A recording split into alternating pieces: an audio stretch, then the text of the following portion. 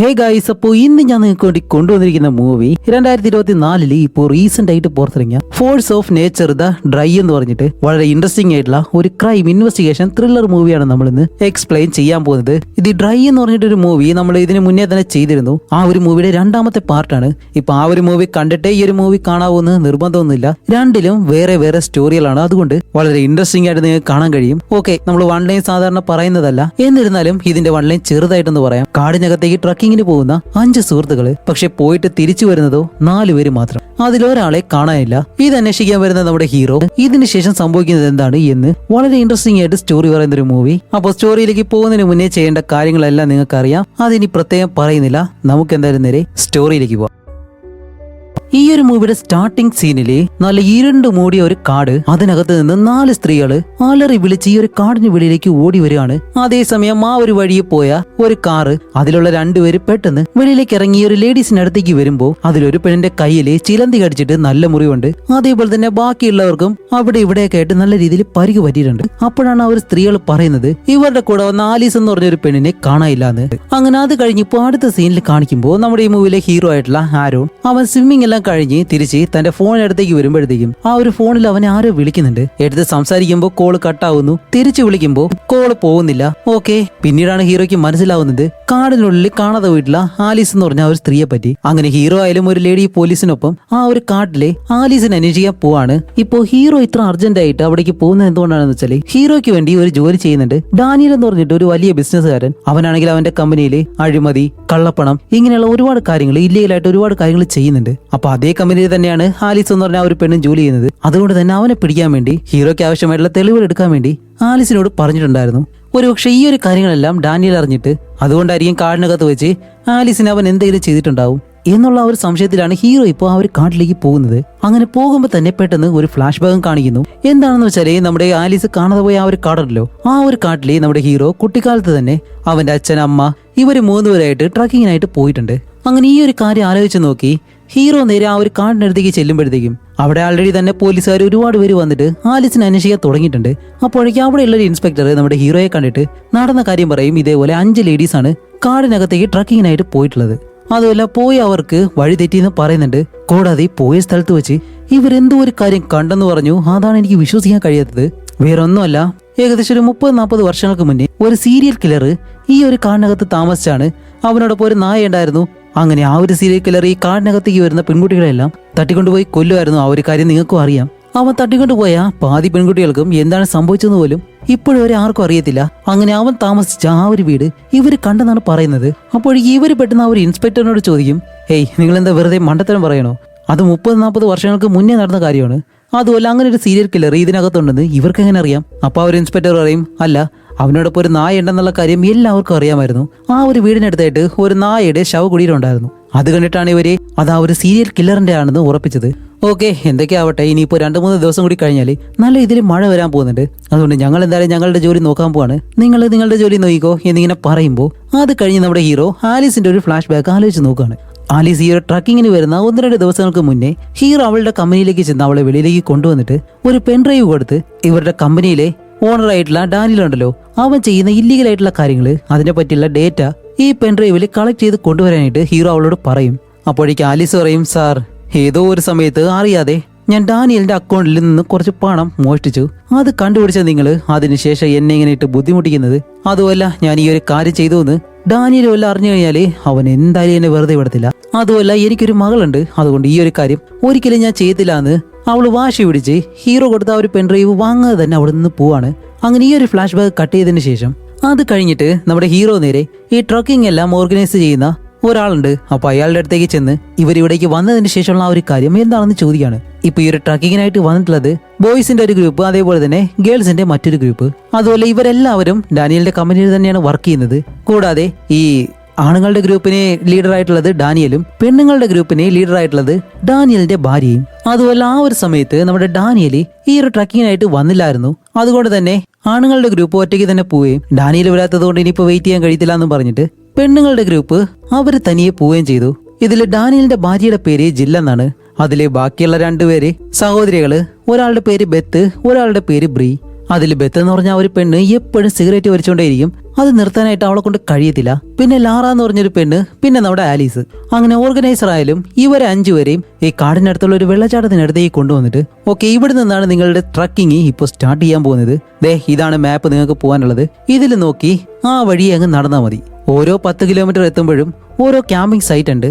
അവിടെ നിങ്ങൾക്ക് ആവശ്യമായിട്ടുള്ള ഫുഡ്, കിടക്കാനായിട്ടുള്ള സ്ഥലം ഇതെല്ലാം സെറ്റ് ചെയ്ത് വെച്ചിട്ടുണ്ട്. അങ്ങനെ അന്ന് രാത്രി അവിടെ താമസിച്ച് അടുത്ത ദിവസം വീണ്ടും 10 കിലോമീറ്റർ സഞ്ചരിച്ചു കഴിഞ്ഞാൽ രണ്ടാമത്തെ ക്യാമ്പിംഗ് സൈറ്റ് എത്തും. ഇങ്ങനെ മൊത്തവും 3 ക്യാമ്പിംഗ് സൈറ്റ് ഉണ്ട്. ഇത് കഴിഞ്ഞ് നിങ്ങൾ ഈ ഒരു കാട് വിട്ട് വെളിയിലേക്ക് വന്നു കഴിഞ്ഞാൽ നിങ്ങളെ കൂട്ടാനായിട്ട് ഞങ്ങൾ അവിടെ ഉണ്ടാവും. അതുമല്ല, പ്രധാനമായിട്ടും നിങ്ങൾ എല്ലാവരും എൻജോയ് ചെയ്യാനായിട്ടാണ് വന്നിരിക്കുന്നത്. അതുകൊണ്ട് എന്തായാലും ഫോണിന്റെ ആവശ്യമില്ല. എല്ലാവരും ഫോൺ ഈ കവറിലേക്ക് ഇട്ടെ എന്ന് പറഞ്ഞ് എല്ലാവരുടെ ഫോണും ഇയാൾ വാങ്ങുകയാണ്. അങ്ങനെ ഓർഗനൈസർ അവിടെ നിന്ന് പോയതിനു ശേഷം ജില്ലിന്റെ കയ്യിൽ കൊടുത്ത ആ ഒരു മാപ്പ് ഉണ്ടല്ലോ, അത് ബ്രീയുടെ കയ്യിലേക്ക് കൊടുത്തിട്ട് ഓക്കെ ബ്രീ, നീയാണ് ഞങ്ങളെ കൊണ്ടുപോകേണ്ടത് എന്നും പറഞ്ഞ് ഈ ഒരു ബ്രീയെ ഫോളോ ചെയ്ത് പോവാണ്. അങ്ങനെ ഈ ഒരു കാര്യങ്ങളെല്ലാം നമ്മുടെ ഓർഗനൈസർ ഹീറോയോട് പറഞ്ഞതിന് ശേഷം ഹീറോ നേരെ വരുന്നത് ഇവരെ സ്ത്രീകളെല്ലാം താമസിക്കുന്ന ആ ഒരു ഹോട്ടലിലേക്കാണ്. നോക്കുമ്പോഴത്തേക്കും ഡാനിയൽ ഉണ്ടല്ലോ, അവന്റെ ഭാര്യയായിട്ടുള്ള ജെല്ലിനോട് എന്തൊക്കെയോ കുറെ കാര്യങ്ങൾ ഇങ്ങനെ സംസാരിക്കുന്നുണ്ട്. അതുപോലെ ജില്ലിന്റെ താടിയാണെങ്കിലും നല്ല രീതിയിൽ പൊട്ടിയിട്ടുണ്ട്. അങ്ങനെ ഇവര് രണ്ടുപേരും ഒരുപാട് നേരം അവിടെ നിന്ന് സംസാരിച്ച് അത് കഴിഞ്ഞിട്ട് ഡാനിയൽ അവിടെ നിന്ന് പോകുന്നതും ഹീറോ നേരെ ജില്ലിന്റെ അടുത്തേക്ക് ചെന്നിട്ട് ഓരോ ചോദ്യങ്ങളായിട്ട് ചോദിക്കാണ്. അല്ല, കമ്പനിയിൽ ഇത്രയും പേരുണ്ടായിട്ട് ഈ 4 സ്ത്രീകൾ മാത്രം നിങ്ങൾ എങ്ങനെയാണ് സെലക്ട് ചെയ്തെടുത്തത്? അതുപോലെ അതിൽ ആലീസ് എങ്ങനെയാണ് വന്നത് എന്നുള്ള കാര്യം ചോദിക്കുമ്പോൾ ആലീസ് അത്ര നല്ലൊരു സ്ത്രീയൊന്നുമല്ല. അവളുടെ താഴെ ജോലി ചെയ്യുന്ന എല്ലാ സ്ത്രീകളെയും അവൾ വെറുതെ ഇങ്ങനെ കളിയായിക്കൊണ്ടിരിക്കും. അതുപോലെ ട്രക്കിങ്ങിൽ ആരെയൊക്കെ കൊണ്ടുപോകണം എന്നുള്ള കാര്യം തന്നെ സെലക്ട് ചെയ്തത് ആലീസ് ആണ്. അതുപോലെ ഈ ഒരു സ്ത്രീകൾ വന്നു കഴിഞ്ഞാല് ആലീസിനെ അവരെ പിന്നെ അടിമയെ പോലെ കൊണ്ടു നടക്കാം. അതുകൊണ്ടാണ് അവരെ 3 പേരെയും ആ ഒരു ലിസ്റ്റിൽ ചേർത്തത്. അതുമല്ല, ആ ഒരു ട്രക്കിങ്ങിൽ എന്താണ് സംഭവിച്ചതെന്ന് വീണ്ടും ജില്ലിങ്ങനെ പറയുമ്പോഴത്തേക്കാണ് ഇവരെല്ലാവരും നടന്നു പോകുന്ന സമയത്ത് ഇവർ കറക്റ്റ് ആയിട്ടുള്ള വഴിയാണ് പോകുന്നതെന്ന് കാണിക്കാൻ വേണ്ടി ഓരോ കൊടികൾ വലിയ മരത്തിൽ തൂക്കിയിട്ടുണ്ട്. അതുപോലെ ഈ ഒരു കൊടികളെല്ലാം കറക്റ്റ് ആയിട്ട് എടുത്തുകൊണ്ട് അവസാനം ട്രക്കിങ് കഴിഞ്ഞ് ചെല്ലുമ്പോഴത്തേക്കും ഇവർക്ക് സമ്മാനം എന്നുള്ള രീതിയിൽ കുറച്ച് പണവും കൊടുക്കും. അതുകൊണ്ട് തന്നെ ബെത്തും ബ്രിയും ഈ ഒരു കൊടി എടുക്കാൻ വേണ്ടി ഇങ്ങനെ ട്രൈ ചെയ്തുകൊണ്ടിരിക്കുകയാണ്. ഇത് കാണുന്ന ആലീസ്, വെറുതെ ഇതിനു വേണ്ടി സമയം കളയാതെ നമുക്ക് എങ്ങനെയെങ്കിലും ക്യാമ്പിംഗ് സൈറ്റിലേക്ക് എത്താം, അതിനുവേണ്ടിയുള്ള വഴി കണ്ടുപിടിക്കാനുള്ളത് എന്നുള്ള രീതിയിൽ ഒരുപാട് കാര്യങ്ങൾ പറഞ്ഞ് അത് കഴിഞ്ഞിട്ട് ഇവരെല്ലാവരും നടന്ന് ഒരു വിധത്തില് രാത്രിയായി. ആ ഒരു സമയത്ത് ഇവര് ആ ഒരു ക്യാമ്പിംഗ് സൈറ്റും കണ്ടുപിടിക്കുന്നു. ആ ഒരു സമയത്ത് ഇവരുടെ കൂട്ടത്തിലുള്ള ലാറ എന്ന് പറഞ്ഞൊരു പെണ്ണിനെ കാടിനകത്ത് എന്തോ ഒരു പ്രത്യേകതരം ശബ്ദം കേൾക്കുന്നു. ഇവരല്ലാതെ വേറെ ആരോ ഇവിടെ ഉണ്ടെന്നുള്ള രീതിയിൽ. അങ്ങനെ ആ ഒരു സൈറ്റ് കട്ട് ചെയ്ത് വീണ്ടും ഇവിടെ പ്രസന്റിൽ കാണിക്കുമ്പോൾ നമ്മുടെ ഹീറോ ആ ഒരു ഹോട്ടലിലെ വെളിയിലേക്ക് വരുമ്പോഴത്തേക്കാണ് കാടിനകത്ത് നിന്ന് ഒരു പെണ്ണ് ഒറ്റയ്ക്ക് നടന്നു വരുന്നു. അത് വേറെ ആരുമല്ല, ലാറയാണ്. ഷടാ, ഈ ഒരു സമയത്ത് നീ എവിടെയാ പോയത്? ലാറ പറയും, അല്ല, സാധാരണ രീതിയിൽ കാടിനകത്ത് ആരെങ്കിലും പെട്ടുപോയി കഴിഞ്ഞാല് ഈ വെള്ളം ഒഴുകുന്ന വഴി പോയി കഴിഞ്ഞാല് കാടിന് വെളിയിലെത്താമെന്ന് എല്ലാവർക്കും അറിയാം. അതുപോലെ ഈ ഒരു കാര്യം നമ്മുടെ ആലീസ് ഇടയ്ക്കിടയ്ക്ക് പറയുന്നുണ്ടായിരുന്നു. അതുകൊണ്ട് തന്നെ അതുപോലെ അവൾ ഫോളോ ചെയ്ത് കാടിന് വെളിയിലേക്ക് വരുമോ ഇല്ലയോ എന്ന് അറിയാൻ വേണ്ടി ഞാൻ കാടിന് വെളിയിൽ ഇങ്ങനെ നോക്കി നിൽക്കുമായിരുന്നു. പക്ഷെ ഇതുവരെ അവൾ വന്നില്ല.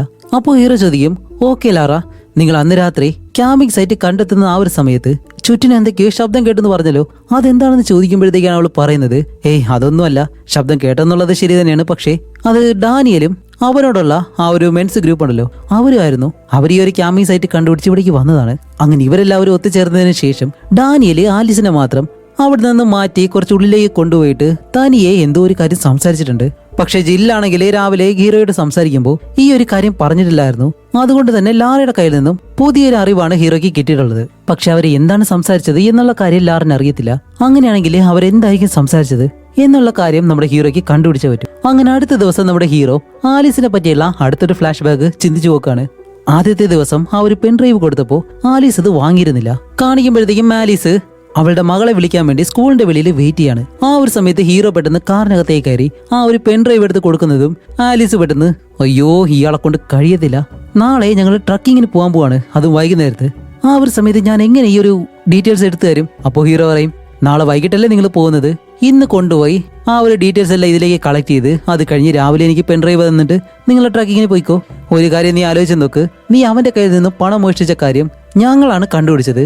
ഒരു ശവം കണ്ടുപിടിച്ചിരുന്നെങ്കിൽ നിന്റെ അവസ്ഥ എന്തായിരിക്കും? ഒരു ശവം കണ്ടുപിടിക്കുന്നതിന് മുന്നേ നിന്നെ രക്ഷിക്കണ്ടേ? അതിനു വേണ്ടിയിട്ടാണ് ആ ഒരു ഡേറ്റാസ് എടുത്തു തരാനായിട്ട് പറയുന്നത്. നിന്റെ ജീവന് വേണ്ടിയിട്ടാണ് ഞങ്ങൾ ഇതെല്ലാം ചെയ്യുന്നത്. ഓക്കെ, വേറൊരു കാര്യം ചോദിക്കട്ടെ, നീ എന്തായാലും അവന്റെ കയ്യിൽ നിന്ന് പണം മോഷ്ടിച്ചു, ആ ഒരു പണം കൊണ്ട് നീ എന്താ ചെയ്തത്? പക്ഷെ അതിന് മറുപടി നമ്മുടെ ആലീസ് പറയത്തില്ല. അപ്പൊ തന്നെ ഹീറോ മനസ്സിലാക്കും, ഓക്കെ, നീ ചെയ്യുന്നത് സാധാരണ ജോലി, പക്ഷെ നിന്റെ മകള് പഠിക്കുന്നത് ഇത്രയും വലിയൊരു സ്കൂളില്, അത് വെച്ച് തന്നെ മനസ്സിലാക്കാം ആ ഒരു പണം നിന്റെ മകളുടെ പഠനത്തിന് വേണ്ടിയിട്ടാണ് നീ ഉപയോഗിക്കുന്നത്. ഓക്കെ, അതെന്തായാലും അങ്ങനെ പോട്ടെ, ഞാൻ പറഞ്ഞ കാര്യം എന്തായാലും ചെയ്തു തീർക്ക് എന്നും പറഞ്ഞ് ഹീറോ കാറിൽ നിന്നിറങ്ങുമ്പോൾ ആലീസിന്റെ മകള് ഹീറോയെ കാണുകയാണ്. അതേസമയം തന്നെ ലാറ എന്ന് പറഞ്ഞ ഒരു പെണ്ണുണ്ടല്ലോ, അവളുടെ മകള് ഇവിടെ തന്നെയാണ് പഠിക്കുന്നത്. ആ ഒരു കാര്യം കണ്ട് നമ്മുടെ ഹീറോ അവിടെ നിന്ന് പോകുന്നതും അത് കഴിഞ്ഞ് ഇൻവെസ്റ്റിഗേഷൻ നടക്കുന്നത് ബെത്ത് ആൻഡ് ബ്രീ എന്ന് പറഞ്ഞിട്ട് ആ ഒരു സഹോദരിമാരുണ്ടല്ലോ അവരുടെ അടുത്തേക്ക് ചെന്നിട്ടാണ്. കാടിനകത്ത് നിന്ന് വെളിയിലേക്ക് വരുമ്പോൾ ഒരു പെണ്ണിന്റെ കയ്യിൽ ചിലന്തി കടിച്ചിരുന്ന് പറഞ്ഞല്ലോ, അത് ബ്രീയുടെ കയ്യിലാണ്. അങ്ങനെ അവിടേക്ക് ചെന്ന് ഹീറോ ചോദിക്കും, അല്ല ബ്രീ, നിന്റെ കയ്യിൽ എങ്ങനെയാ ചിലന്തി കടിച്ചത്? ഇല്ല, ഞാൻ ബാത്റൂമിൽ പോകുന്ന സമയത്ത് അറിയാതെ കൈ തട്ടി ഒരു മരക്കമ്പിൽ ഇടിച്ചിരുന്നു. അതിലാണെങ്കിൽ ആ ഒരു ചിലന്തി കൂട് വെച്ചേക്കായിരുന്നു. അങ്ങനെയാണ് ആ ഒരു ചിലന്തി എന്റെ കയ്യിൽ കടിച്ചത്. ഓക്കെ, അതെന്തായാലും മനസ്സിലായി. അന്ന് രാത്രി നിങ്ങൾ ക്യാമറ സൈറ്റ് കണ്ടുപിടിച്ചിട്ട് അവിടേക്ക് വരുമ്പോൾ ഡാനിയൽ അവന്റെ ആളുകൾ അവിടെ വന്നു.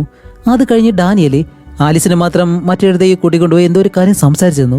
ആ ഒരു കാര്യം നിങ്ങൾ കണ്ടിരുന്നോ എന്നിങ്ങനെ ചോദിക്കുമ്പോൾ അപ്പോൾ ബ്രീ പറയും, അതെ, അവർ കാടിനകത്തേക്ക് പോയിരുന്നു, പക്ഷെ എന്താണ് സംസാരിച്ചതെന്ന് എനിക്കറിയത്തില്ല. അപ്പോൾ ബെത്ത് പറയും, അവർ രണ്ടുപേരും സംസാരിച്ചതിന് ശേഷം ആലീസ് തിരിച്ചു വന്ന് ഈ ഒരു കാടിനകത്ത് നിന്നും വെളിയിലേക്ക് പോകണമെന്ന് വാശി പിടിച്ചോണ്ടിരിക്കുകയായിരുന്നു. അങ്ങനെ അടുത്ത ദിവസം രാവിലെ തന്നെ എഴുന്നേറ്റ് ഞാൻ ബാത്റൂമിലേക്ക് പോകുന്ന സമയത്ത് ജില്ല് ആലീസിന്റെ അടുത്ത് നിൽക്കുന്നത് ഞങ്ങൾ കണ്ടിരുന്നു. ഓർഗനൈസർ എല്ലാവരുടെയും കയ്യിൽ നിന്നും കാടിനകത്തേക്ക് വരുന്നതിന് മുന്നേ ഫോണെല്ലാം വാങ്ങിയിരുന്നു. പക്ഷെ ആലീസ് മാത്രം വേറെ ആരും അറിയാതെ ഫോൺ ഇവിടേക്ക് കൊണ്ടുവന്നു. അത് കണ്ട ജില്ലാണെങ്കിലോ ആലീസിനോട് നല്ല രീതിയിൽ വഴക്കെല്ലാം പറഞ്ഞിട്ട് ജില്ല അവിടെ നിന്ന് പോകുന്നതും കാണിക്കുമ്പോഴത്തേക്ക് നമ്മുടെ ഹീറോ ആലീസിന് ഒരു പെൻഡ്രൈവ് കൊടുത്തിരുന്നല്ലോ. ആ ഒരു പെൻഡ്രൈവ് ഇപ്പൊ ആരും കാണാതെ ഒരു മരത്തിന് താഴെയായിട്ട് വെച്ച് അതിന് മുകളിൽ എന്തോ ഒരു മര കഷ്ണങ്ങൾ വെച്ച് ഇങ്ങനെ മൂടാണ്. പക്ഷെ ഈ ഒരു കാര്യം വേറെ ആരും കാണുന്നില്ല, നമുക്ക് മാത്രമേ കാണിച്ചു തരുന്നുള്ളൂ. അങ്ങനെ ഇത്രയും കാര്യങ്ങൾ പറയുന്നതും ബെത്തിനോട് ബ്രീ പറയും, ഓക്കെ, നീ പോയിട്ട് മരുന്ന് വാങ്ങിക്കൊണ്ടു പോകാന്ന് പറഞ്ഞ് ബെത്ത് അവിടെ നിന്ന് പോകുന്നതും ഇപ്പൊ അടുത്ത ദിവസം എന്താണ് സംഭവിച്ചെന്നുള്ള കാര്യം ബ്രീ ഇങ്ങനെ പറയാണ്. നമ്മുടെ ബ്രീ ആണ് ഈ ഒരു ഗ്രൂപ്പിനെ നയിച്ചോണ്ട് പോകുന്നത്. അതല്ല, ബ്രീക്ക് അത്ര നല്ല ഇതിലെ മാപ്പ് ഒന്നും നോക്കാൻ അറിയത്തില്ല. അതുകൊണ്ട് തന്നെ ഇവരെയും കൊണ്ട് വഴി തെറ്റിച്ച് മറ്റൊരിടത്തേക്ക് കൊണ്ടുപോകും. പക്ഷെ ഒരു ചെറിയ തെറ്റ് ഇത്രയും വലിയൊരു പ്രശ്നത്തിലേക്ക് മാറ്റുമെന്ന് ഒരിക്കലും ബ്രീ അപ്പോൾ കരുതിയില്ല. അത് പറയുമ്പോഴത്തേക്ക് നമ്മുടെ ഹീറോ കുട്ടിക്കാലത്ത് അവന്റെ അച്ഛനും അമ്മയായിട്ട് ആ ഒരു കാട്ടിലേക്ക് ട്രക്കിങ്ങിന് പോയല്ലോ, ആ ഒരു കാര്യം ഫ്ലാഷ് ബാക്ക് ആയിട്ട് ഇങ്ങനെ ആലോചിച്ച് നോക്കും. അങ്ങനെ ഇവര് മൂന്നുപേരും ഒരു വലിയ മലയുടെ മുകളിലേക്ക് നിന്നിട്ട് അവിടെ ഇങ്ങനെ നോക്കിക്കൊണ്ട് നിൽക്കുന്ന സമയത്താണ് ഹീറോയുടെ അമ്മ ദേ ഇപ്പൊ വരാന്ന് പറഞ്ഞ് കാടിനകത്തേക്ക് കയറി പോകുന്നു. ആ ഒരു സമയത്ത് നമ്മുടെ ഹീറോയ്ക്ക് ഒരുപാട് നായ്ക്കൾ കുരയ്ക്കുന്ന ശബ്ദം കേൾക്കുന്നുണ്ട്. അപ്പൊ ആരുമില്ലാത്ത ഈ ഒരു കാടിനകത്ത് നായ കുരയ്ക്കണമെന്നുണ്ടെങ്കിൽ അതെന്തായാലും ആ ഒരു സീരിയൽ കില്ലർ ആയിരിക്കും. കാരണം ആ ഒരു സമയത്താണ് സീരിയൽ കില്ലർ കൂടുതലായിട്ട് ഈ ഒരു കൊലകളെല്ലാം ചെയ്തിരുന്നത്. അപ്പൊ ഈ ഒരു ശബ്ദം കേട്ട് നമ്മുടെ ഹീറോ ആണെങ്കിലോ പെട്ടെന്ന് അകത്തേക്ക് പോയിട്ട് വരുമ്പോൾ ഹീറോയുടെ അച്ഛൻ, ഹേയ്, നീ ഒന്നും ചെയ്യണ്ട, എല്ലാ കാര്യങ്ങളും ഞാൻ നോക്കാം എന്നും പറഞ്ഞ് കാടിനകത്തേക്ക് പോയ നമ്മുടെ ഹീറോയെ വിളിച്ച് തിരിച്ചു വരുമ്പോൾ മലയുടെ മുകളിൽ നിന്ന ഹീറോയുടെ അമ്മയെ കാണാനില്ല. ഇവരെത്ര വിളിച്ചു നോക്കിയിട്ടും ഹീറോയുടെ അമ്മ വിളി കേൾക്കുന്നില്ല. അങ്ങനെ ഇവര് രണ്ടുപേരും ഒരുപാട് നേരം ആ ഒരു കാടിനകത്ത് നോക്കുന്നു. അങ്ങനെ ആ ഒരു ഫ്ലാഷ് ബാക്ക് കട്ട് ചെയ്ത് വീണ്ടും പ്രസന്റിലേക്ക് വരുമ്പോൾ നമ്മുടെ ബ്രീ ഇവരെ വഴി തെറ്റിച്ച് കൊണ്ടുവന്നു. അങ്ങനെ ഒരുപാട് ദൂരം നടന്നു ചെന്നതിന് ശേഷമാണ് ഇവർക്ക് മനസ്സിലാവുന്നത് വഴി തെറ്റിയെന്ന്. അങ്ങനെ എല്ലാവരും ആകെ എന്ത് ചെയ്യുന്ന ആലോചിച്ച് നിൽക്കുമ്പോഴത്തേക്കാണ് ലാറ പറയുന്നത്, ഓക്കെ, നമുക്ക് വന്ന വഴി തന്നെ തിരിച്ചു പോവാം. അപ്പോഴേക്കും ആലീസ് പറയും, ഹേയ്, അതെങ്ങനെ ശരിയാവും? നമ്മൾ തിരിച്ചു പോയി കഴിഞ്ഞാൽ ഇപ്പൊ തന്നെ ഇരുട്ടാറായി, അതുകൊണ്ട് നമ്മൾ എന്തായാലും ക്യാമി സൈറ്റിലേക്ക് എത്തത്തില്ല. അതുകൊണ്ട് ഇവിടെ അടുത്തായിട്ട് ഒരു വെള്ളം ഒഴുകുന്ന ശബ്ദം കേട്ടോ, അതെന്തായാലും ഒരു നദിയായിരിക്കും. അത് ഫോളോ ചെയ്ത് പോയി കഴിഞ്ഞാൽ നമുക്ക് എന്തായാലും വെളിയിലേക്ക് ചെല്ലാം എന്നുള്ള രീതിയിൽ നമ്മുടെ ആലീസ് പറയുമ്പോഴത്തേക്കും ഇത് കേട്ട ജില്ലാണെങ്കിൽ ഈ ഒരു കാര്യത്തിന് സമ്മതിക്കാണ്. കാരണം ജില്ലാണല്ലോ ഈ ഒരു ടീമിന്റെ ലീഡർ. അങ്ങനെ ആലീസ് പറഞ്ഞത് ഫോളോ ചെയ്ത് ഇവരെല്ലാവരും ആ ഒരു 6 കണ്ടുപിടിക്കാൻ പോവാണ്. ഒരുപാട് ദൂരം നടന്നു ചെന്നിട്ട് 6 കണ്ടുപിടിക്കുന്നു. അപ്പോഴേക്കാണ് നമ്മുടെ ബെത്ത് ആ ഒരു മാപ്പ് ജില്ലിന്റെ കയ്യിൽ നിന്ന് വാങ്ങിയിട്ട് അതെന്താണെന്ന് ഞാൻ നോക്കുമ്പോഴത്തേക്കും ആലീസ് വന്നിട്ട് പറയും, ഹേയ്, ആൾറെഡി നിന്റെ സഹോദരി ഈ ഒരു മാപ്പ് നോക്കി വഴി തെറ്റിച്ച് ഇവിടേക്ക് കൊണ്ടുവന്നു, ഇനിയിപ്പോൾ നീയും കൂടിയാണോ എന്നും പറഞ്ഞിട്ട് ആ ഒരു മാപ്പ് വാങ്ങിക്കാണ്ട് ശ്രമിക്കുമ്പോൾ ആ ഒരു മാപ്പ് ഇവരുടെ പീടി വിട്ട് ആ ഒരു പുഴയിലേക്ക് വന്ന് വീഴാണ്. അതൊഴുകി പോകുന്നതും നമ്മുടെ ലാറ പെട്ടെന്ന് ഓക്കെ ഒരു മരക്കൊമ്പിൽ പിടിച്ചിട്ട് അത് എടുക്കാന്ന് പറഞ്ഞിങ്ങനെ ശ്രമിക്കുമ്പോൾ മരക്കമ്പൊടിഞ്ഞ് അവള് നേരെ പുഴയിലേക്ക് വന്ന് വീഴും. ഇത് കാണുന്നതും ബാക്കി എല്ലാവരും ഒരു വിധത്തിൽ ട്രൈ ചെയ്ത് എങ്ങനെയെങ്കിലും വെള്ളത്തിൽ വീണ നമ്മുടെ ലാറയെ തൂക്കിയെടുത്ത് കരയിലേക്ക് കൊണ്ടുവരികയാണ്. അങ്ങനെ അത് കഴിഞ്ഞിട്ട് വീണ്ടും ഒരു പ്രസന്റിൽ കാണിക്കുമ്പോൾ നമ്മുടെ ഹീറോ ഹോട്ടലിൽ നിൽക്കല്ലേ, അവന്റെ അമ്മയെ കാണാതായതിനു ശേഷമുള്ള ഒരു കാര്യം അതിങ്ങനെ ഫ്ലാഷ് ബാക്ക് ആയിട്ട് ചിന്തിച്ചു നോക്കുന്നു. ഹീറോയും ഹീറോയുടെ അച്ഛനും ആ ഒരു കാടിനകത്തിൽ അന്വേഷിക്കുമ്പോൾ തീയെല്ലാം കൂട്ടിയിട്ട് കത്തിച്ച ഒരു സ്ഥലം ഇങ്ങനെ കണ്ടുപിടിക്കുന്നു. അപ്പോഴാണ് ഹീറോയുടെ അച്ഛൻ പറയുന്നത്, ഇത് നോക്ക്, നിന്റെ അമ്മയാണ് ഈ ഒരു കാര്യം ചെയ്തിട്ടുള്ളത്, നമ്മളെക്കാൾ നല്ലതുപോലെ തന്നെ അവൾക്ക് ഇവിടെ എങ്ങനെ ജീവിക്കാമെന്നറിയാം. അതുമല്ല അടുത്ത് പുഴ ഒഴുകുന്ന സ്ഥലം എവിടെയാണെന്ന് കണ്ടുപിടിക്കാനാണ് അവൾ പോയിട്ടുള്ളത്. അത് നോക്കിപ്പോയി കഴിഞ്ഞാൽ വെളിയിലേക്ക് പോകുന്നത് എവിടെയാണെന്ന് നിന്റെ അമ്മയ്ക്ക് കണ്ടുപിടിക്കാൻ കഴിയും. അതുകൊണ്ട് നമുക്കും അതുപോലെ തന്നെ ചെയ്യാമെന്ന് പറഞ്ഞിട്ട് ഹീറോയുടെ അച്ഛൻ ഇങ്ങനെ പറയുന്നതും ഈ ഒരു കാര്യം ആലോചിച്ച് നോക്കിയാൽ നമ്മുടെ ഹീറോ പെട്ടെന്ന് ഓക്കെ ഇതുപോലെ തന്നെ നമ്മുടെ ആലീസും ആ ഒരു വെള്ളം ഫോളോ ചെയ്ത് തന്നെ വന്നിട്ടുണ്ടെങ്കിലോ എന്നും പറഞ്ഞിട്ട് ആ ഒരു വെള്ളച്ചാട്ടമല്ലോ അവിടേക്ക് ഇങ്ങനെ ചെല്ലുകയാണ്. അവിടെ ചെന്ന് നോക്കുമ്പോഴത്തേക്കാണ് ലാറ ആ ഒരു വെള്ളച്ചാട്ടത്തിന്റെ മുകളിൽ നമ്മുടെ ആലീസ് വരുന്നതും കാത്ത് അവിടെ തന്നെ ഇങ്ങനെ ഇരിക്കുകയാണ്. അതുകൊണ്ട് ഹീറോയും പതിയെ അവളുടെ അടുത്തേക്ക് ചെന്നിട്ട്, അല്ല ലാറ, കാടിനകത്ത് വെച്ച് നിങ്ങൾക്ക് എന്താ സംഭവിച്ചത്? ജില്ലിന്റെ താടിക്ക് പരിക്ക് പറ്റിയിട്ടുണ്ട്, നിന്റെ തലയിൽ അടിയുണ്ടു. 4 പേരും തെറ്റായിട്ടുള്ള വഴിയാണ് പോയത്. പക്ഷെ നിങ്ങളുടെ കൂടെ ഉണ്ടായിരുന്ന ആലീസ് മാത്രം എവിടേക്കാണ് പോയതെന്ന് ആർക്കും അറിയത്തില്ല. അപ്പോൾ നമ്മുടെ ലാറ പറയും, മറ്റുള്ളവരെ എന്താണ് പറഞ്ഞതെന്ന് എനിക്കറിയത്തില്ല, പക്ഷെ കാടിനകത്ത് ഇതെല്ലാം സംഭവിക്കാൻ കാരണം ആലീസ് ചെയ്ത ചില കാര്യങ്ങളാണ് എന്നിങ്ങനെ പറയുമ്പോൾ ആ ഒരു ഫ്ലാഷ് ബാക്ക് എവിടെയാണ് അവസാനിച്ചത് അവിടെ നിന്ന് വീണ്ടും കാണിക്കുകയാണ്. വെള്ളത്തിൽ നിന്ന് കരയിലേക്ക് കൊണ്ടുവന്ന നമ്മുടെ ലാറ ആ ഒരു വെള്ളത്തിൽ വീണതിന് ശേഷമാണ് അവളുടെ തലയ്ക്ക് പരിക്ക് പറ്റിയത്. പക്ഷെ ഇവരുടെ കയ്യിലുള്ള മാപ്പ് അത് വെള്ളത്തിൽ ഒഴുകിപ്പോയി. അതുകൊണ്ട് ഇനി ഇവർക്കിപ്പോ ദിശ നോക്കി വേണം പോകാനായിട്ട്. നോർത്ത് സൈഡ് പോയി കഴിഞ്ഞാലേ ഇവർക്ക് ക്യാമ്പിംഗ് സൈറ്റിലേക്ക് എത്താം. ഈസ്റ്റ് സൈഡിലേക്ക് പോയി കഴിഞ്ഞാലേ ഈ വെള്ളം ഫോളോ ചെയ്ത് വഴി എവിടെയാണെന്ന് കണ്ടുപിടിക്കാൻ മാത്രം കഴിയും. അപ്പോൾ ജില്ല് പറയും, നമുക്ക് എന്തായാലും നോർത്ത് സൈഡ് ആ ഒരു ക്യാമ്പിംഗ് സൈറ്റിലേക്ക് പോകാന്ന് പറയുമ്പോൾ ആലീസ് പറയും, ഇല്ല, നമുക്ക് എന്തായാലും ഈ വെള്ളം ഫോളോ ചെയ്ത് ഈസ്റ്റ് സൈഡ് വെളിയിലേക്കുള്ള വഴി നമുക്ക് കണ്ടുപിടിക്കാം എന്നുള്ള രീതിയിൽ ഈ ഒരു കാട് വിട്ട് പോകാനായിട്ടാണ് ആലീസ് എപ്പോഴും പറയുന്നത്. അതേസമയം ജില്ല് പറയും, ഹേയ്, നിനക്കെന്താ മനസ്സിലാവുന്നില്ലേ? ഇവിടെ ലാറയ്ക്ക് നല്ലതുപോലെ പരിക്ക് പറ്റി, കഴിക്കാൻ ആഹാരമോ കുടിക്കാൻ വെള്ളം ഒന്നുമില്ല. ക്യാമ്പിംഗ് സൈറ്റിലേക്ക് പോയി കഴിഞ്ഞാലേ നമുക്ക് എന്തെങ്കിലും സഹായം കിട്ടൂ. നിന്റെ കയ്യിൽ കോമ്പസ് ഇല്ലേ? അതുകൊണ്ട് ഞാൻ പറയുന്നത് പോലെ നോർത്ത് സൈഡ് അത് നോക്കിയിട്ട് അവിടേക്ക് പോകാനുള്ള വഴി നമുക്ക് കണ്ടുപിടിക്കാം എന്നും പറഞ്ഞ് ചില്ലിങ്ങനെ പറയുന്നതും നമ്മുടെ ആലീസ് ആണെങ്കിലും വേറെ വഴിയില്ലാതെ ആ ഒരു കോമ്പസ് നോക്കി നോർത്ത് സൈഡിലേക്ക് ഇവരെല്ലാവരെയും കൂട്ടിക്കൊണ്ടിങ്ങനെ പോവാണ്. അങ്ങനെ ഇവരെല്ലാവരെയും കൂട്ടി ഇപ്പോൾ അവസാന ആലീസ് ഒരു മലയുടെ മുകളിലേക്ക് ചെല്ലുകയാണ്. അവിടെ ചെന്ന് അവിടെയുള്ള വ്യൂ എല്ലാം നോക്കിക്കൊണ്ട് നിൽക്കുന്ന സമയത്താണ് ബെത്തിനൊരു കാര്യം മനസ്സിലാവുന്നത്. ആലീസ് എന്തോ ഒരു കാര്യം ചെയ്തിട്ടുണ്ട്. കാരണം ഇവർ പോകുന്ന ദിശ നോക്കി പോയി കഴിഞ്ഞാൽ അവിടെയാണ് സൂര്യൻ അസ്തമിക്കേണ്ടത്. പക്ഷെ ഇപ്പൊ സൂര്യൻ അസ്തമിക്കുന്നത് മറ്റൊരു വശത്ത്. അതുകൊണ്ട് തന്നെ ആലീസ് അവരെല്ലാവരെയും മറ്റൊരു സൈഡിലേക്കാണ് കൊണ്ടുവന്നത് എന്ന് മനസ്സിലാക്കി ഇപ്പോൾ വീണ്ടും എല്ലാവരും തമ്മിൽ ഒരു ചെറിയ വഴക്കുണ്ടാവുകയാണ്. ഓക്കെ, എന്തായാലും ഇത്ര വരെ വന്നു, അതുകൊണ്ട് ഇനി എന്തായാലും വഴി തെറ്റത്തില്ല എന്നും പറഞ്ഞിട്ട് ആലീസ് പറഞ്ഞ നോർത്ത് സൈഡിലേക്ക് തന്നെ ഇവരെല്ലാവരും പോവാണ്. അങ്ങനെ പ്രസന്റിലെ നമ്മുടെ ഹീറോ ലാറയുടെ ഈ കാര്യങ്ങളെല്ലാം ചോദിച്ച് മനസ്സിലാക്കി. അത് കഴിഞ്ഞ് ജില്ലിന്റെ അടുത്തേക്ക് വന്നിട്ടാണ് ചോദിക്കുന്നത്, അല്ല, എന്തായാലും വഴി തെറ്റി നോർത്ത് സൈഡിലേക്ക് തന്നെ പോയ ആലീസിനോടൊപ്പം നിങ്ങൾ പോകാൻ തീരുമാനിച്ചത് എന്തുകൊണ്ടാണ്? ജില്ല് പറയും, ഇതല്ലാതെ പിന്നെ വേറെ എന്താ ചെയ്യാൻ കഴിയും? ഒന്ന്, ഞങ്ങൾക്ക് എല്ലാവർക്കും വഴി തെറ്റി, പിന്നെ ആലീസ് പോകുന്ന ആ ഒരു വഴി, ഇത് നമുക്ക് അറിയുന്ന സ്ഥലമൊന്നുമല്ലല്ലോ ഈ ഒരു കാട്, അതുകൊണ്ട് വേറെ വഴിയില്ലാതെ അവളോടൊപ്പം പോവായിരുന്നു. അതുമല്ല, പോകുന്ന വഴിക്ക് തന്നെ ഒരുപാട് വവ്വാലുകൾ ഉണ്ടായിരുന്നു. ഇതിനെല്ലാം കണ്ട് നല്ലതുപോലെ ഞങ്ങൾ പേടിച്ചു എന്നെല്ലാം പറയുമ്പോൾ ഹോസ്പിറ്റലിൽ ഉണ്ടായിരുന്ന ബെത്തും ബ്രിയും ഇവര് രണ്ടുപേരും ഇപ്പോൾ ഈ ഒരു ഹോട്ടലിലേക്ക് വരികയാണ്. അപ്പോഴേക്കും നമ്മുടെ ജില്ലാണെങ്കിലും അവരോട് സംസാരിക്കാൻ പോകുമ്പോൾ ഹീറോ നേരെ ബെത്തിനോടും ബ്രിയോടും ചോദ്യം ചോദിക്കുകയാണ്. അങ്ങനെ പറയുമ്പോഴത്തേക്കാണ് എന്തായാലും ആലീസിന്റെ കൂടെയാണല്ലോ ഇവർ നടന്നു പോകുന്നത്. അങ്ങനെ പോയിക്കൊണ്ടിരിക്കുന്ന സമയത്താണ് വഴിയിൽ വെച്ചിട്ട് ഒരു ചെറിയ വീട് ഇവർ കാണുന്നത്. അപ്പോൾ ആദ്യത്തെ ദിവസം ഇവരെല്ലാവരും ഒരു പാറയുടെ അടിയിൽ ഇട്ടിരിക്കുന്ന ആ ഒരു വസ്ത്രം മാത്രമേ ഉള്ളൂ. അത് ഉപയോഗിച്ചിട്ടാണ് തണുപ്പിൽ നിന്ന് രക്ഷപ്പെട്ടത്. പക്ഷേ നല്ല രീതിയിൽ തണുപ്പുണ്ടായിരുന്നു. പക്ഷെ ഇപ്പോഴാണെങ്കിലോ ഒരു ചെറിയ വീട് കണ്ടതുകൊണ്ട് തന്നെ ഇവർക്ക് എല്ലാവർക്കും ആശ്വാസമായി. തണുപ്പിനൊരു തിരികിൽ ആശ്വാസം കിട്ടുമല്ലോ. അതുകൊണ്ട് ഈ ഒരു ദിവസം 4 പേരും അവിടെ തന്നെ താമസിക്കാനായിട്ട് തീരുമാനം എടുക്കുകയാണ്. പക്ഷെ ആലീസ് മാത്രം അതിന് സമ്മതിക്കുന്നില്ല. അവൾ പറയുന്നത്, ഇത് ആരുടെ സ്ഥലമാണ്, എന്താണ്, ഒന്നും അറിയാതെ ഇവിടെ എന്തായാലും കഴിയേണ്ടെന്നാണ് അവൾ പറയുന്നത്. അതുകൊണ്ട് നമുക്ക് എന്തായാലും വഴി കണ്ടുപിടിക്കുന്നവരെ നടന്നുകൊണ്ടേയിരിക്കാം. എല്ലാവരും വരാൻ പറയുമ്പോൾ ആരും അവൾ പറയുന്നത് കേൾക്കുന്നത് പോലുമില്ല. ഓക്കെ, ശരി, നിങ്ങൾ വരുന്നിടയിൽ വരണ്ട, ഞാൻ എന്തായാലും പോവാന്നും പറഞ്ഞിട്ട് ആലീസ് അവിടെ നിന്ന് നടന്നു പോകുമ്പോഴത്തേക്കാണ് കാല് വഴുതി താഴേക്ക് വന്ന് വീഴുന്നത്. അപ്പോഴാണ് ഇവര് അവിടെ ഒരു നായയുടെ ശവകുടീരം ഉള്ളതായിട്ട് കണ്ടുപിടിക്കുന്നത്. അതുമല്ല, ആ ഒരു കല്ലറയില് ബുഡ്ജ് എന്നുള്ളൊരു പേര് എഴുതിയിട്ടുണ്ട്. അപ്പോൾ ഈ ഒരു നായ്ക്കൾക്കും പെറ്റുകൾക്കൊക്കെ ആണല്ലോ കൂടുതലായിട്ട് ഇങ്ങനെ ഒരു പേര് വെക്കുന്നത്. അങ്ങനെയാണ് ഇവര് അതൊരു നായയുടെ ശവകുടീരാണെന്ന് മനസ്സിലാക്കിയത്. അതുമല്ല, അവിടെയാണ് മറ്റൊരു ട്വിസ്റ്റ്. അതിനടുത്തായിട്ട് തന്നെ മറ്റൊരാളുടെ വലിയൊരു ശവകുടീരമുണ്ട്. അത് കാണുന്നത് നമ്മുടെ ആലീസ് പറയും, അയ്യോ പോയി, ഇത് ആ ഒരു സീരിയൽ കില്ലറിന്റെ സ്ഥലമാണ്, രാത്രിയായി കഴിഞ്ഞാൽ എന്തായാലും നമ്മുടെ അവസ്ഥ ഇത് തന്നെയായിരിക്കും എന്ന് പറഞ്ഞിട്ട് ഇവളിങ്ങനെ ബഹളം വെക്കുമ്പോൾ അവര് പറയും, ഹേ ആലീസ്, നിന്നോടൊപ്പം വരാൻ വേണ്ടിയിട്ട് വെറുതെ എന്തിനാ ഇങ്ങനെ കള്ളമെല്ലാം പറയുന്നത്? ആ ഒരു സീരിയൽ കില്ലർ എല്ലാം എത്ര വർഷങ്ങൾക്ക് മുന്നെയാണ് ഉണ്ടായിരുന്നത്. അവനിപ്പോ മരിച്ചോ ജയിലിലുണ്ടോ ആർക്കും അറിയത്തില്ല. അതുകൊണ്ട് വെറുതെ ആവശ്യമില്ലാത്ത കാര്യങ്ങൾ പറയണ്ട എന്നിങ്ങനെ പറഞ്ഞിട്ട് നമ്മുടെ ലാറയും ആലീസും ചെറിയ രീതിയിൽ സംസാരിക്കുന്നുണ്ട്. അതേസമയം ഇവിടെ നമ്മുടെ ഹീറോ ഈ ഒരു കാര്യം കേട്ടിട്ട്, എന്ത്, ആ ഒരു വീടിനടുത്തായിട്ട് വലിയൊരു ശവക്കല്ലറ നിങ്ങൾ കണ്ടെന്നോ? അല്ല, ഇതിനെപ്പറ്റി നിങ്ങൾ ആ ഒരു ഇൻസ്പെക്ടറിനോട് പറഞ്ഞിരുന്നോ എന്നിങ്ങനെ ചോദിക്കുമ്പോൾ അതേ പറഞ്ഞിരുന്നു. ഷടാ, ആ ഒരു മരത്തിലാണെങ്കിൽ ഈ ഒരു കാര്യം ഹീറോയോട് ഒരിക്കലും പറഞ്ഞിട്ടില്ല. ആ ഒരു ദേഷ്യം നമ്മുടെ ഹീറോയ്ക്ക് നല്ലതുപോലെ തന്നെയുണ്ട്. അതേ ദേഷ്യത്തോടെ നേരെ ഇൻസ്പെക്ടറിന്റെ അടുത്തേക്ക് ചെന്നിട്ട്, ഷടാ മൊട്ടത്തലേ, നീ എന്തുകൊണ്ടാണ് ഈ ഒരു കാര്യം എന്നോട് പറയാഞ്ഞേ?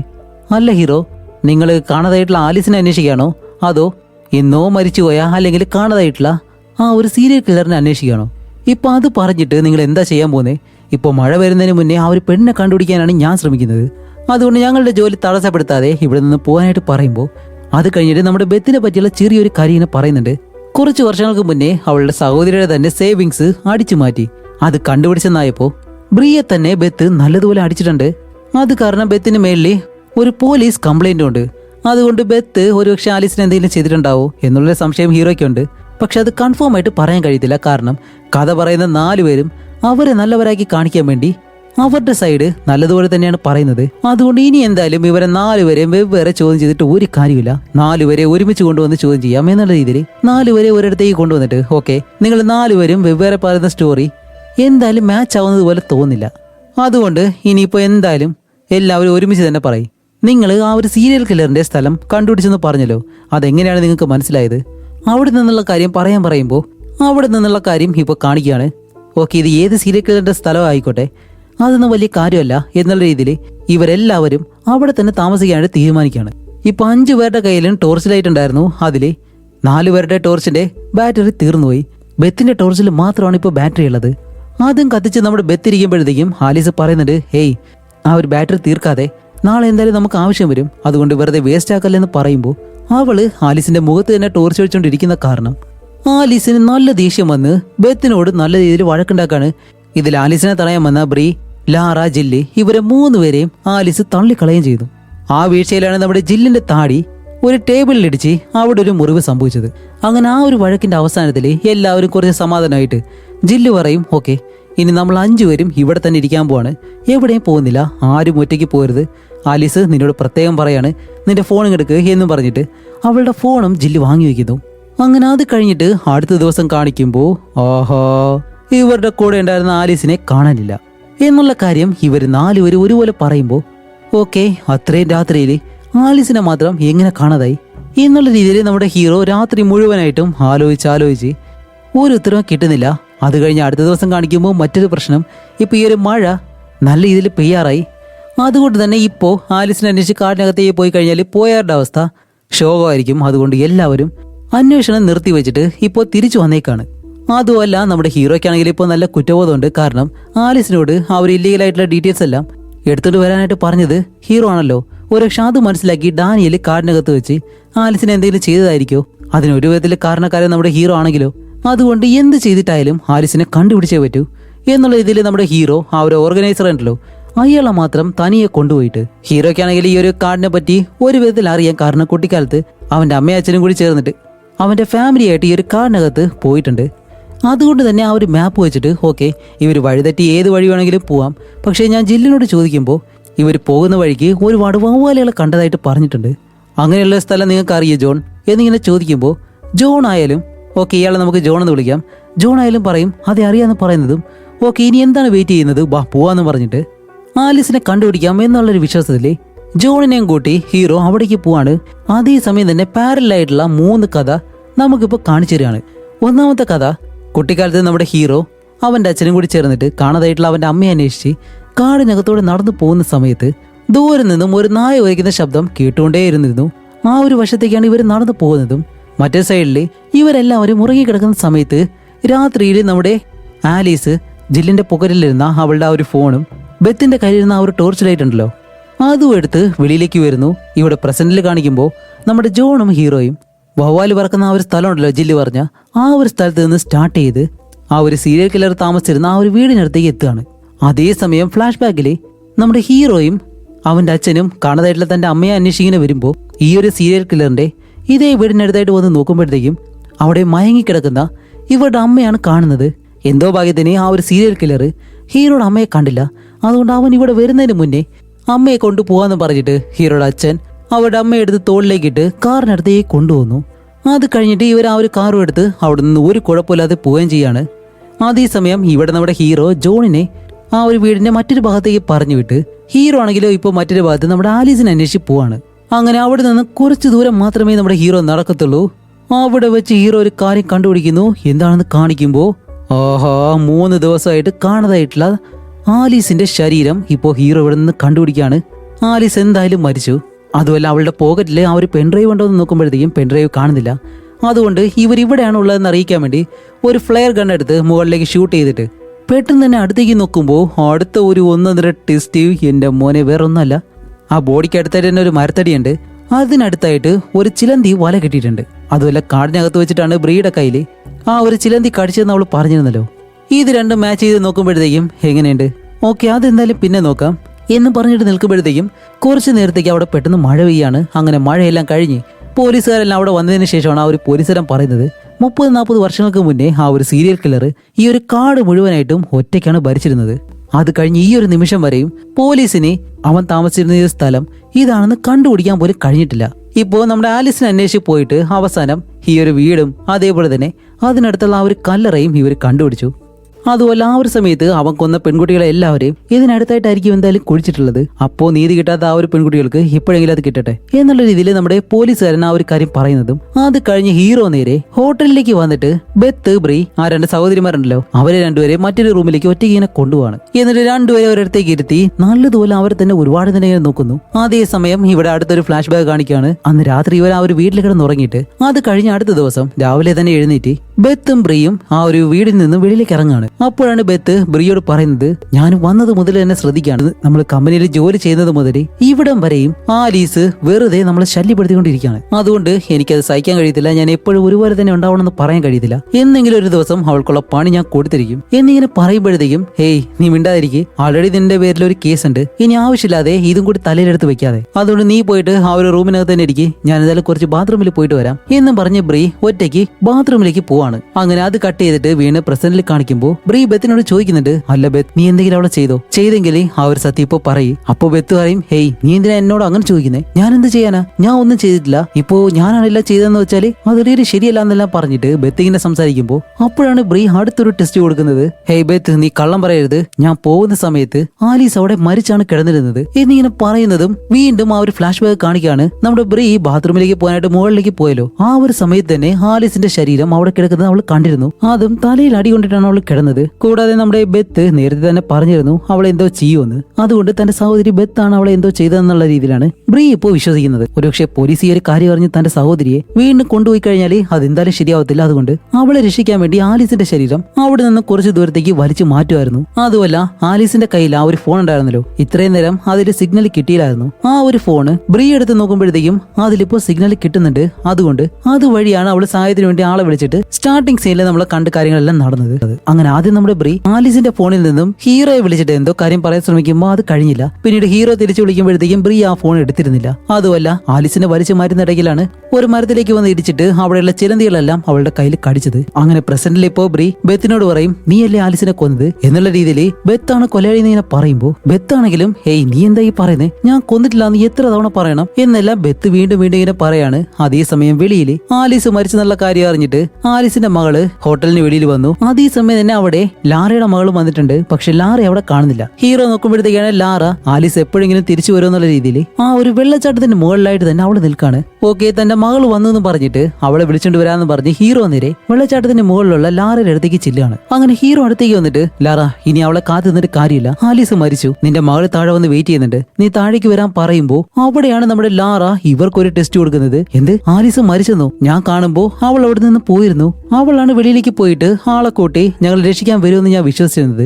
അങ്ങനെയല്ല അവള് മരിച്ചു എന്ന് പറഞ്ഞു കഴിഞ്ഞാല് എന്ന് പറയുമ്പോൾ അവിടെ സംഭവിച്ച ആ ഒരു ഫ്ലാഷ് ബാക്ക് എന്താണെന്ന് കാണിക്കുമ്പോഴത്തേക്കും നമ്മുടെ ആലീസ് ആ ഒരു ഫോൺ എടുത്ത് വെളിയിലേക്ക് ഇറങ്ങാണ്. പക്ഷെ ഇപ്പൊ അവൾക്ക് ഫോണിൽ സിഗ്നൽ കിട്ടിയിട്ടുണ്ട്. അതുകൊണ്ട് തന്നെ പെട്ടെന്ന് ഹീറോയെ വിളിച്ചിട്ട് ഈ ഒരു കമ്പനിയിൽ നടക്കുന്ന എല്ലാ കാര്യങ്ങളും ഇല്ലീഗലായിട്ടുള്ള ഒരുപാട് കാര്യങ്ങളുണ്ടല്ലോ അതിനെ പറ്റിയെല്ലാം പറഞ്ഞ്, അതുമല്ല ഡാനിയലിനാണെങ്കിൽ ഇവളുടെ മേലിലുള്ള സംശയം ബെത്ത് അവളുടെ മേലിലാണ് സംശയം. അതുകൊണ്ടാണ് അന്ന് ഡാനിയൽ എന്നെ ഇരുട്ടിലേക്ക് കൊണ്ടുപോയിട്ട് എനിക്ക് ബെത്തിനെയാണ് സംശയം, അതുകൊണ്ട് അവളുടെ ബാഗിൽ എന്തെങ്കിലും പെൻഡ്രൈവ് ഉണ്ടോ എന്ന് പരിശോധിക്കാനായിട്ട് ഡാനിയൽ എന്നോടാണ് പറഞ്ഞത്. അതുകൊണ്ട് തന്നെ ഇനി ഇവിടെയുള്ള ഓരോ നിമിഷവും എനിക്ക് ഡേഞ്ചറാണ് എന്നുള്ള രീതിയിൽ നമ്മുടെ ആലീസ് ഹീറോയോട് നല്ല രീതിയിൽ ഇങ്ങനെ പറയാൻ ശ്രമിക്കുമ്പോൾ അവൻ അത് കേൾക്കാൻ കഴിയുന്നില്ല. അപ്പോഴേക്കാണ് നമ്മുടെ ലാറ അവളുടെ മുന്നിൽ വന്നിങ്ങനെ നിൽക്കുന്നത്. ഇപ്പൊ ലാറ വന്നിട്ട് ആലീസിനോട് ചോദിക്കും, ഓക്കെ നീ എന്തായാലും തനിയെ പോകരുത്, നമുക്ക് എല്ലാവർക്കും ഒരുമിച്ച് പോവാം, ആകെ നിന്റെ കയ്യിലുള്ളത് ഒരു ടോർച്ച് മാത്രമാണ്, അതുകൊണ്ട് ആ ഒരു ടോർച്ച് ഇങ്ങനെ തരാൻ പറയുമ്പോൾ ആലീസ് അതിന് സമ്മതിക്കത്തില്ല. കാരണം ഇവര് തമ്മിൽ പഴയ ഒരു വഴക്കുണ്ട്. വേറെ ഒന്നുമല്ല, ഇവരുടെ സ്കൂളിൽ പഠിക്കുന്ന ആ ഒരു കുട്ടികളുണ്ടല്ലോ അവര് തമ്മിലുള്ള ഒരു പ്രശ്നം ആവശ്യമില്ല ആവശ്യമില്ലാതെ നമ്മുടെ ആലീസ് ഇപ്പോ ഇതിലേക്ക് വലിച്ചഴക്കും. ഇവിടെ ബലമുള്ളവന് മാത്രമാണ് ജീവിക്കാൻ കഴിയുന്നത്. എന്റെ മകള്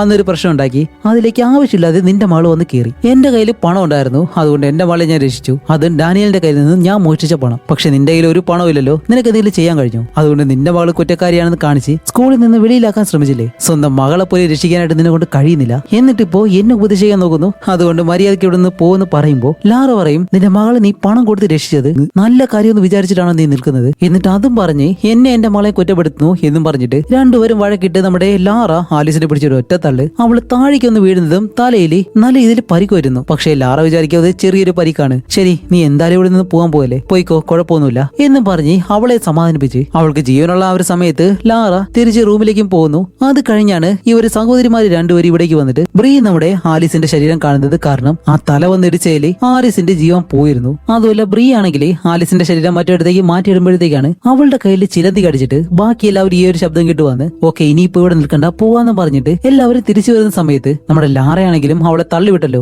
ആ ഒരു സ്ഥലത്ത് ആലീസ് അവിടെ ഉണ്ടോ എന്ന് അറിയാൻ വേണ്ടി ലാറ വന്ന് നോക്കുമ്പോഴത്തേക്കും ബ്രീ അതിനു മുന്നേ തന്നെ അവളുടെ ശരീരം മറ്റൊരിടത്തേക്ക് വലിച്ചു മാറ്റിയിരുന്നു. അതുകൊണ്ട് അവൾ ഇവിടെ നിന്ന് നടന്നു പോയെന്ന് വിശ്വസിച്ച് ലാറ അവിടെ നിന്ന് തിരിച്ച് ഇവരോടൊപ്പം വരികയും ചെയ്തു. അങ്ങനെയാണെങ്കിൽ നമ്മുടെ ലാറ തന്നെയാണ് ആലീസിനെ കൊന്നത്. പക്ഷേ അറിഞ്ഞുകൊണ്ട് അവൾ അത് ചെയ്തതല്ല, അങ്ങനെ സംഭവിച്ചു പോയി. അപ്പൊ ഈ ഒരു കാര്യം നമ്മുടെ ഹീറോയ്ക്ക് മനസ്സിലായി. അപ്പൊ ഹീറോ ലാറയോട് പറയും, ശരി ലാറ, എന്തായാലും നമുക്ക് സംസാരിക്കാം ബാ എന്ന് പറഞ്ഞ് അവളെ വിളിക്കാനായിട്ട് വരുമ്പോ പെട്ടെന്ന് അവളുടെ കാല് സ്ലിപ്പായിട്ട് അവൾ ആ ഒരു വെള്ളച്ചാട്ടത്തിന്റെ മുകളിൽ നിന്ന് താഴേക്കൊന്ന് വീഴാണ്. അത് കണ്ടുകൊണ്ട് നിന്ന് നമ്മുടെ ഹീറോ ഒന്നുപോലെ ആലോചിക്കുന്നില്ല, നേരെ വെള്ളത്തിലേക്ക് എടുത്ത് ചാടി നമ്മുടെ ലാറയെ രക്ഷിക്കുകയാണ്. അതേസമയം തന്നെ വീണ്ടും ഒരു ഫ്ലാഷ് ബാക്ക് കാണിക്കുന്നു. ഹീറോയുടെ അച്ഛനും അവരുടെ അമ്മയെ രക്ഷിച്ച് കാറിലിങ്ങനെ കൊണ്ടുപോകുന്ന സമയത്ത് തലയിൽ നല്ലതുപോലെ പരിക്ക് പറ്റിയത് കൊണ്ട് തന്നെ പോകുന്ന വഴിക്ക് ഹീറോയുടെ അമ്മ മരിക്കുകയും ചെയ്തു. അതുകൊണ്ടാണ് നമ്മൾ കഴിഞ്ഞ പാട്ടിൽ കാണുമ്പോൾ ഹീറോയ്ക്ക് കുറച്ചുകൂടി പ്രായം ഉണ്ടായിരുന്നു. അതുമല്ല അവന്റെ അമ്മ ആ ഒരു സമയത്ത് അവിടെ ഇല്ലായിരുന്നു. അതുമല്ല ആ ഒരു സമയത്ത് അവൻ അമ്മ ഇല്ലായിരുന്നു. ഈ ഒരു കാരണം കൊണ്ടാണ്. കാരണം ഹീറോ കുറച്ച് കുട്ടിയായിരിക്കുമ്പോൾ തന്നെ അവന്റെ അമ്മ മരണപ്പെടുകയാണ് ചെയ്തത്. അതുകൊണ്ടാണ് കഴിഞ്ഞ പാട്ടിൽ അവന്റെ അമ്മയെ നമുക്ക് കാണാൻ കഴിയാത്തത്. അങ്ങനെ ഈ ഒരു കാര്യങ്ങളെല്ലാം കഴിഞ്ഞിട്ട് നമ്മുടെ ഹീറോ ഇപ്പോ ഹോട്ടലിലേക്ക് വരുമ്പോ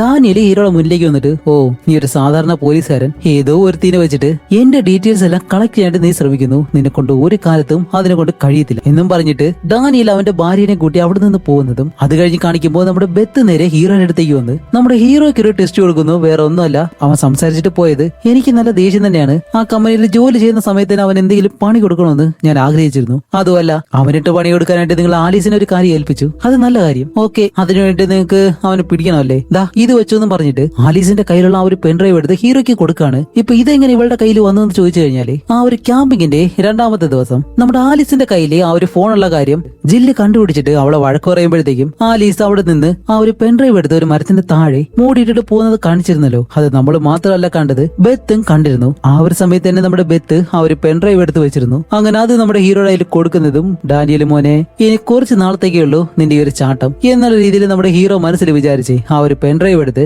അവന്റെ അസിസ്റ്റന്റ് ആയിട്ടുള്ള ആ ഒരു ലേഡിയുടെ കയ്യിൽ കൊടുത്തു. ഇപ്പൊ ലാറയാണെങ്കിലോ അറിഞ്ഞോ അറിയാതെ ചെയ്തത് ഒരു കൊലപാതകം തന്നെയാണ്. അതിനുള്ള ശിക്ഷ എന്തായാലും ലാറയ്ക്ക് കിട്ടും. അത് കഴിഞ്ഞ് ഹീറോ കുട്ടിക്കാലത്ത് ഇവന്റെ അച്ഛൻ, അമ്മ, ഹീറോ ഇവര് മൂന്നുപേരും ആ ഒരു മലയുടെ മുകളിലേക്ക് പോയല്ലോ. അതുകൊണ്ട് തന്റെ അമ്മയുടെ ഓർമ്മയ്ക്ക് വേണ്ടിയിട്ട് ഹീറോ വീണ്ടും ആ ഒരു ട്രക്കിങ്ങിന് വേണ്ടി ആ ഒരു മലയുടെ മുകളിലേക്ക് തന്നെ പോകുന്നതും അവിടെ വെച്ച് ഈ ഒരു മൂവി അവസാനിക്കുന്നു. അപ്പൊ അടുത്തൊരു ഇൻട്രസ്റ്റിംഗ് ആയിട്ടുള്ള മൂവി ആയിട്ട് ഉടനെ തന്നെ വരാം. അതുവരെയും ബൈ.